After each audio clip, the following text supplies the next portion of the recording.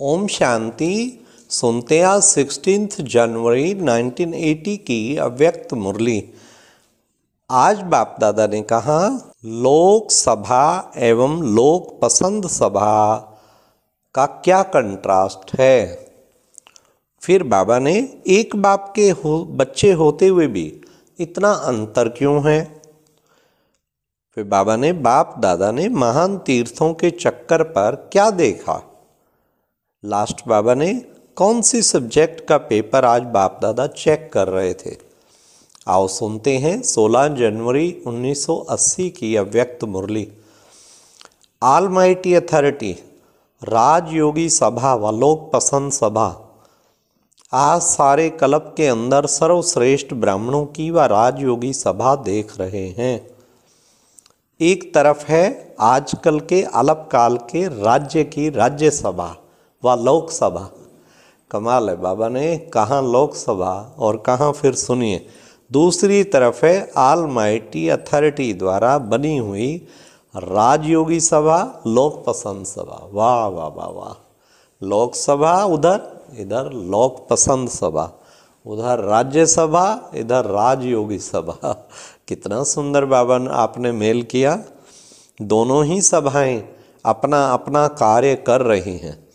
हद की लोकसभा हद के लॉ एंड ऑर्डर बनाती हैं और लोक पसंद ब्राह्मण सभा अविनाशी लॉ एंड ऑर्डर का राज्य बना रहे हैं। जैसे उस लोकसभा व राज्य सभा में नेताएं अपनी अपनी अल्प बुद्धि और अल्प काल के भिन्न भिन्न विचार निकालते हैं, वैसे ब्राह्मणों की राज्य सभा व राजयोगी सभा विश्व कल्याण के भिन्न भिन्न विचार निकालती रहती है। वह है स्वार्थ अर्थ और यह है विश्व कल्याण अर्थ। इसलिए ही लोग पसंद बनते हैं। स्वार्थ है तो मन पसंद कहेंगे और विश्व कल्याणार्थ विचार है तो लोक पसंद व प्रभु पसंद हो जाते। कोई भी संकल्प व विचार करते हो तो पहले यह चेक करो। क्या चेक करना है कि यह विचार व संकल्प बाप पसंद है व प्रभु पसंद है। जिससे अति स्नेह होता है उसकी पसंदगी सो अपनी पसंदी होती है। जो बाप की पसंदी वह आपकी पसंदी और जो बाप पसंद हो गए वह लोग पसंद स्वतः ही बन जाते हैं।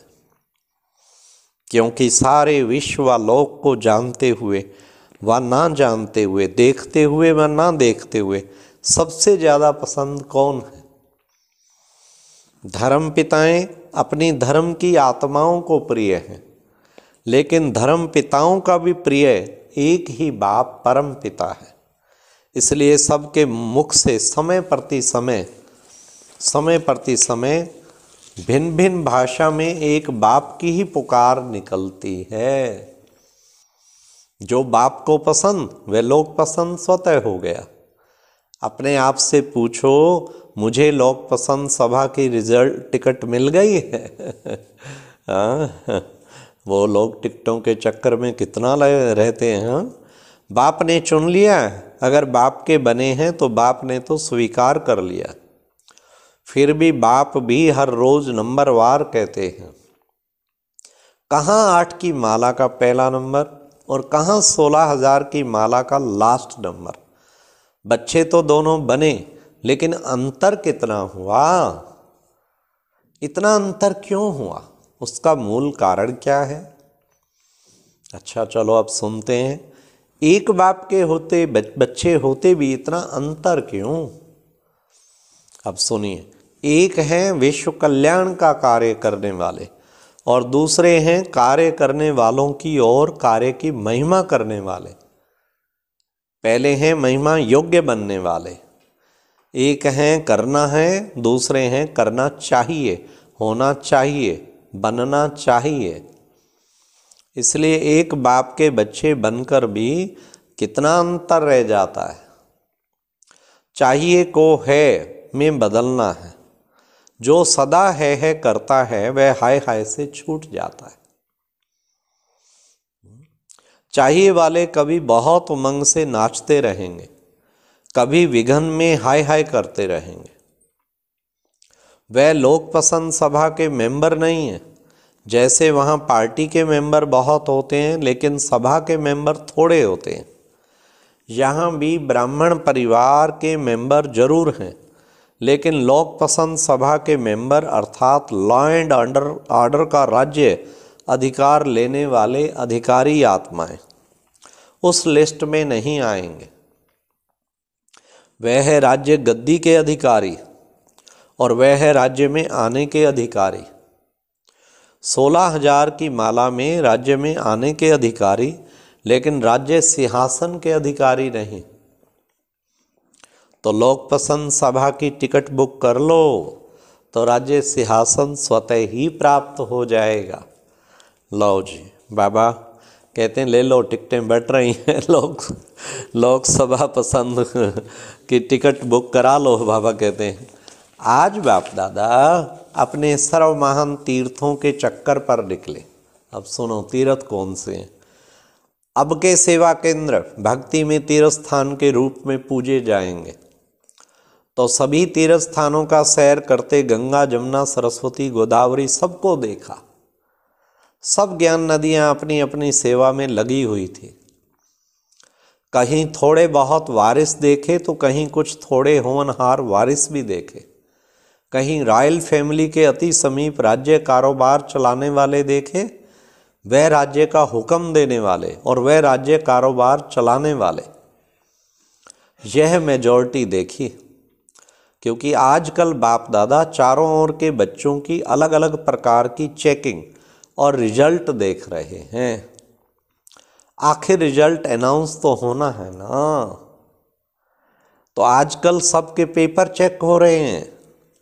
आज बाप दादा हर एक बच्चे के विशेष प्योरिटी की सब्जेक्ट का पेपर चेक कर रहे थे। इसलिए विशेष चक्र लगाने भी गए कि हर एक ब्राह्मण बच्चे की प्योरिटी का प्रकाश कहाँ तक विस्तार में जा रहा है, अर्थात सेवा स्थान पर हर आत्मा की प्योरिटी का वाइब्रेशन कहाँ तक पड़ता है। प्योरिटी की परसेंटेज छोटे बल्ब के समान है या बड़े बल्ब के समान है या सर्च लाइट के समान है या लाइट हाउस के समान है। प्योरिटी की पावर्स कहाँ तक वायुमंडल को परिवर्तन कर सकती है। इस रिजल्ट को देखने के लिए सर्व तीर्थ स्थानों का सैर किया। तीर्थ स्थान का महत्व निमित्त बने हुए सेवाधारी सत्य तीर्थ पर है। जितना निमित्त सेवाधारी का प्रभाव होगा उतना ही चारों ओर के वाइब्रेशन और वायुमंडल होगा। 18 जनवरी को सबके पेपर्स की रिजल्ट सुनाएंगे। बाप दादा की आज की दिनचर्या यह थी, प्योरिटी के पेपर चेक करना। ऐसे हर स्थान की रिजल्ट देखी। आदि से लेकर अब तक प्योरिटी का पोता मेल क्या रहा, संकल्प से लेकर स्वप्न तक सारी चेकिंग की। बाप दादा अपने सहयोगियों को जब चाहें तब इमर्ज कर लेते। ट्रिब्यूनल भी गाई हुई है, लास्ट में होगी सहयोगियों की ट्रिब्यूनल। अभी तो मुरबी बच्चों व सहयोगी बच्चों के रूप में इमर्ज करते हैं। क्यों करते हैं? बाप दादा भी छोटी छोटी सभाएं करते हैं ना। जैसे आप लोग कभी जॉन हेड्स की मीटिंग करते हो ना, कभी सर्विसेबल की मीटिंग करते हो, कभी सेवाधारियों की मीटिंग करते हो, बाप दादा भी वहाँ ग्रुप बुलाते हैं। वाह, वतन में ग्रुप याद है शुरू में सुहेजों के भी ग्रुप बनाए थे, सब ग्रुप को अलग अलग भोजन खिलाया था। अब भागवत पर आ गए। भागवत तो बड़ा लंबा चौड़ा है, भक्ति में भी गीता से भागवत बड़ा बना है। गीता ज्ञान सुनने में कोई रुचि रखे ना रखे, लेकिन भागवत सभी सुनेंगे। तो जैसे साकार में बच्चों से स्विच बनाए, ऐसे अभी भी वतन में बच्चों को इमर्ज करते रहते। पेपर्स को वेरीफाई तो फिर भी बच्चों से कराएंगे ना, क्योंकि बाप सदा बालक सो मालक के रूप में देखते। इसलिए निमित्त बने हुए बच्चों को हर कार्य में बड़े भाई के संबंध से देखते। तो भाई भाई का मिलन कैसे होता है? भाई भाई से वेरीफाई तो कराएंगे ना। इसलिए बाप दादा कभी भी अकेले नहीं हैं, सदा बच्चों के साथ हैं, अकेले कहीं भी रह नहीं सकते। इसलिए यादगार में भी देखो, पुरुषार्थी दिलवाला मंदिर में अकेले हैं, बच्चों के साथ है ना। और लास्ट की रिजल्ट विजयमाला, उसमें भी अकेले नहीं है। वाह वाह वाह, क्या यादगार बताए। बच्चों के साथ है ना, और लास्ट की रिजल्ट विजयमाला में भी अकेले नहीं। कभी किसको सदा साथ में रखते। बाप आपके संपूर्ण फरिश्ते रूप को इमर्ज करते। वह टचिंग आपको आती है, रोज आती है, वह कभी कभी आती है। आप सूक्ष्म वतन को यहाँ लाते हो और बाप आपको सूक्ष्म वतन में लाते हैं। कभी बाप आपके पास आ जाते हैं तो कभी आपको अपने पास बुला लेते हैं। वाह, यही सारा दिन धंधा करते हैं। कभी खेल करते और कराते हैं, कभी अपने साथ सेवा में लगाते हैं, कभी अपने साथ साक्षात्कार कराने ले जाते हैं और कभी साक्षात्कार कराने भेजते हैं। क्योंकि कोई कोई भक्त ऐसे जिद्दी होते हैं जो अपने इष्ट देव से साक्षात्कार के बिना संतुष्ट नहीं होते हैं। चाहे बाप भी उनके आगे प्रत्यक्ष हो जाए, लेकिन वह अपने इष्ट देव को ही पसंद करते हैं। इसलिए भिन्न भिन्न इष्ट देव और देवियों को भक्तों के पास भेजना ही पड़ता है। और क्या करते हैं, कभी कभी विशेष स्नेही व सहयोगी बच्चों को विशेष कान में शक्ति का मंत्र भी देते।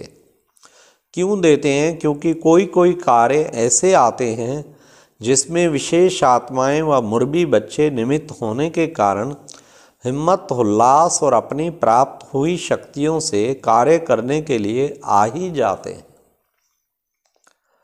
जहाँ सिर्फ सेकंड के इशारे की आवश्यकता होती है, वह टचिंग होना अर्थात कान में शक्ति का मंत्र देना। अच्छा, और अब यह एक बहुत अच्छी वीडियो भी जरूर देखें।